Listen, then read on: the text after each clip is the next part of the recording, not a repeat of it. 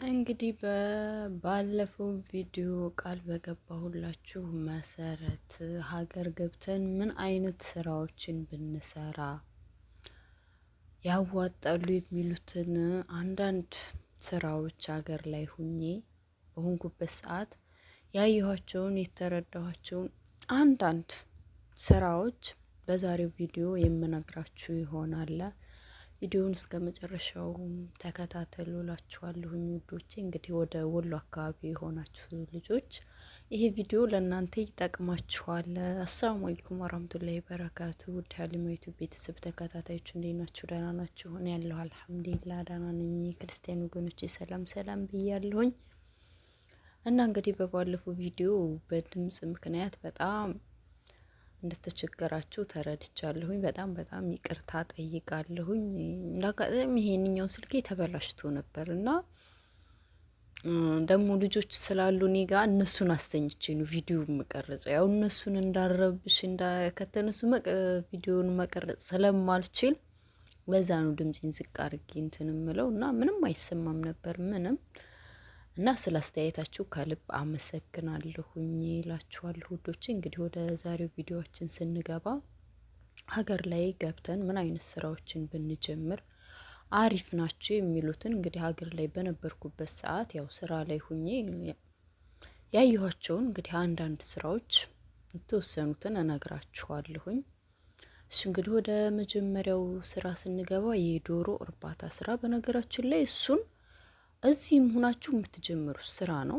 ሀገር ላይ ሰው ካላችሁ እዚሁ ሆናችሁ ራሱ ማስጀመር የምትችሉት ስራ ነው እና የዶሮ እርባታ ስራ እሱ በጣም ምርጥ የሆነና አዋጭ የሆነ ስራ ነው ካወቃችሁበት። ያው ማለት እውቀት ያስፈልገዋል። እውቀት ከሌለ በዛው ልክ ነው አክሳሪነቱ። ግን ያው እውቀት ካላችሁ በጣም አዋጭ፣ በጣም ትርፋማ፣ ልፋት የማይጠይቅ የሆነ ስራ ነው። አሁን ላይ ደግሞ በሀገራችን በብዙ ሁኔታ እየተስፋፋ ነው ያለው እና ስለሚያስፈልጉ ግብአቶቹ ምን ያክል ካፒታል ያስፈልገዋል ምናምን የሚለውን ለብቻው በሌላ ቪዲዮ ይዤላችሁ እመጣለሁኝ። ስራውን እንዴት እንደምትሰሩት፣ እንዴት ወደ ስራው እንደምትገቡ፣ ምን ያክል ካፒታል እንደሚያስፈልጋችሁ፣ ምን እቃዎች ያስፈልጋሉ የሚሉትን በሌላ ቪዲዮ ይዤላችሁ እመጣለሁኝ እና የዶሮ እርባታ ስራ።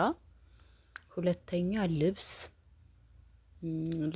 የህፃናት ቡቲክ በጣም አዋጭ ነው እና ደግሞ ልብስ ስፌት ከጀመራችሁ እሱ በጣም አዋጭ የሆነ ስራ ነው። በጣም ነው የሚሄደው። በተለይ የህፃናት ሴቶች ያን ያክል የለም ታውቃላችሁ። ቡቲክ ላይ ደግሞ በጣም ውድ የሆነ ነው። የህፃናት እንደዚህ ስትገዙ የሴቶች በጣም ውድ ነው እና እሱን ብትጀምሩ የእሱ ራሱ እዚሁ ሆናችሁ ስልጠናውን መስጠን ትችላላችሁ። ሺኤን ላይ ተሙ ላይ እቃዎቹ አሉ። እሱን አመጣላችኋለሁኝ እንደዚሁ እና ልብስ ቤት የህፃናት እና ደግሞ የአባያ ስራ በጣም አዋጭ ነው እና እንደ ልብስ ቤት በቃ ስፌት ላይ አሁን ላይ እኛ ሀገር ላይ ምንድነው ሰው ስፌት ላይ ነው፣ ቡቲክ ላይ ያን ያክል ብዙ አይደለም። ስፌት ላይ ነው ትኩረት የሚያደርገው እና በልብስ ስፌት ሙያ ብትሰማሩ በጣም አዋጭ ነው። እዚሁ ናችሁ ስልጠናውን ማለት የተወሰነ አዳብራችሁ ሀገር ላይ ገብታችሁ የአንድ ወር፣ የሁለት፣ የሶስት ወር ስልጠና ሰልጥናችሁ ወደ ስራው መግባት ትችላላችሁ። ግን እዚህ ሆናችሁ ትርፍ ሰዓት ካላችሁ በዛ በትርፍ ሰዓታችሁ መሰልጠን ትችላላችሁ። ከዛ በመቀጠል ደግሞ ቬሎ ቤት ያው ታውቃላችሁ እኛንን እንጂ እዚህ የማንጋባው ሀገር ላይ ያለው ሁሉም ይጋባል እና ቬሎ ቤት ስራ፣ ቬሎ ቤት አብራችሁ ሜካፕ ወይንም ደግሞ የዲኮር ስራ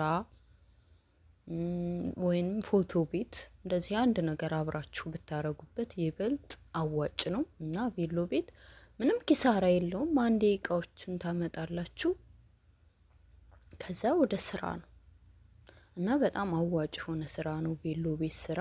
ሜካፕም ሙሉ ከነጸጉር ቤቱ ጥፍር ምንም ሁሉን ነገር አሟልታችሁ ከጀመራችሁት በጣም አዋጭ ነው።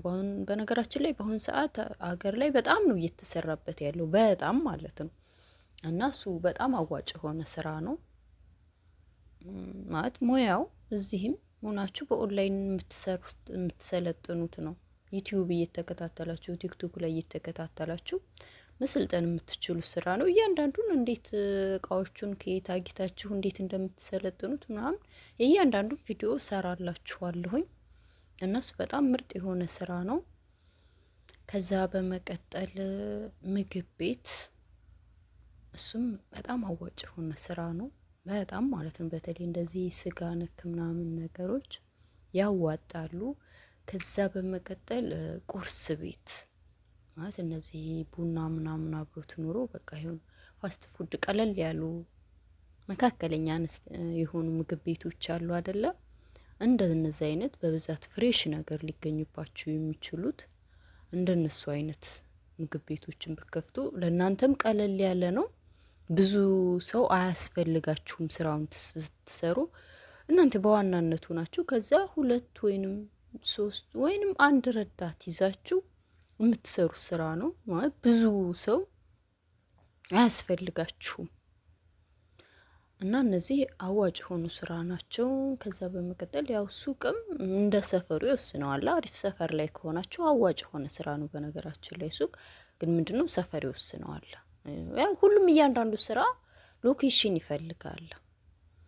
እና እነሱ ያው እንደዚህ ደህና ሰፈር ላይ ከሆናችሁ ሱቅ ምን አብሮት የተለያየ ብዙ ነገር አብሮት ሊሄድ ስለሚችል ሱቅ አዋጭ የሆነ ስራ ነው ብትጀምሩት።